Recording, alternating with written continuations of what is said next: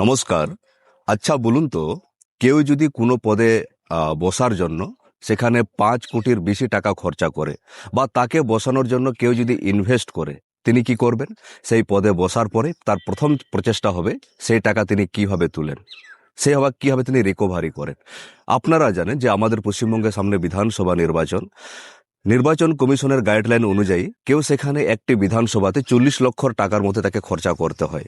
কিন্তু আপনারা দেখবেন আমাদের পশ্চিমবঙ্গে এক একটি বিধানসভা নির্বাচনে বড় বড় রাজনৈতিক দলগুলি এক একটি জনসভা প্রচার কার্যের জন্য ৫ থেকে ৬ কোটি টাকা সেখানে খরচা করে, বা কারো নিজের মাধ্যমে হোক বা কারোর মাধ্যমে। তো সেখানে কি করা হয়?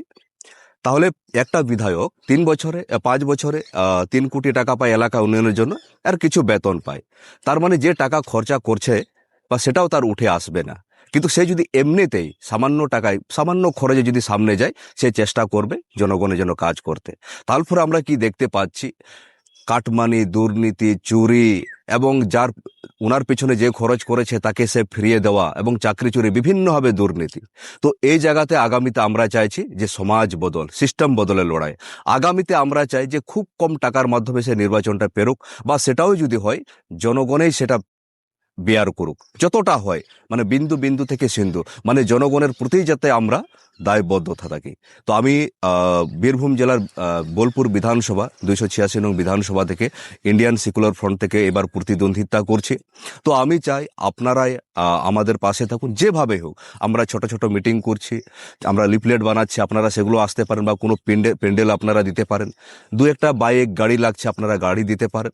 বা আপনারা যদি দূর থেকে চান যে আর্থিকভাবে ওকে সাহায্য করতে, আমি এখানে স্ক্যানার এবং ফোনপে নাম্বার দিয়ে দিচ্ছি, আপনারা সেটাতে দিতে পারেন, এবং প্রত্যেক দিনের খরচ আমি দিয়ে দেব। এবার আপনারা বলতে পারেন, টাকা না থাকলে কেন আপনি দাঁড়াচ্ছেন? টাকা আমাদের নিজের জন্য অবশ্যই আছে, এবং আমরা চাইছি যে আগামীতে সিস্টেম পরিবর্তন। আমি একটা সাধারণ মানুষ, আমরা চাই আমাদের সাধারণ মানুষরা সামনের সারিতে এগিয়ে আসুক। এই যে সিস্টেমটাকে, আমি আগেও বলেছি, যতই দল পরিবর্তন করি, সিস্টেমটাকে আমাদের চেঞ্জ করতে হবে। তাহলে আগামীতে সাধারণ মানুষ, শুধু আমার কথা বলছি না, আমাদের ভারতবর্ষ, আমাদের পশ্চিমবঙ্গ বিভিন্ন প্রান্ত থেকে সাধারণ মানুষ যখন এগিয়ে আসবে, সাধারণ মানুষ যখন তাদের পাশে দাঁড়াবে, দেখবেন একদিন আমাদের সিস্টেমটাই পরিবর্তিত হবে। তো যাই হোক, আগামীতে আপনারা পাশে থাকুন। আমি চাইবো আপনারা ভালো থাকুন। আগামীতে সুষ্ঠুভাবে আমাদের এখানে নির্বাচন পুরো প্রসেসটা কমপ্লিট হবে, এবং সুষ্ঠুভাবে আমাদের পশ্চিমবঙ্গে, পুরো দেশ, পুরো পৃথিবীতে একটা উদাহরণ সৃষ্টি করবে। তো সবাই ভালো থাকবেন, সুস্থ থাকবেন। জোহার।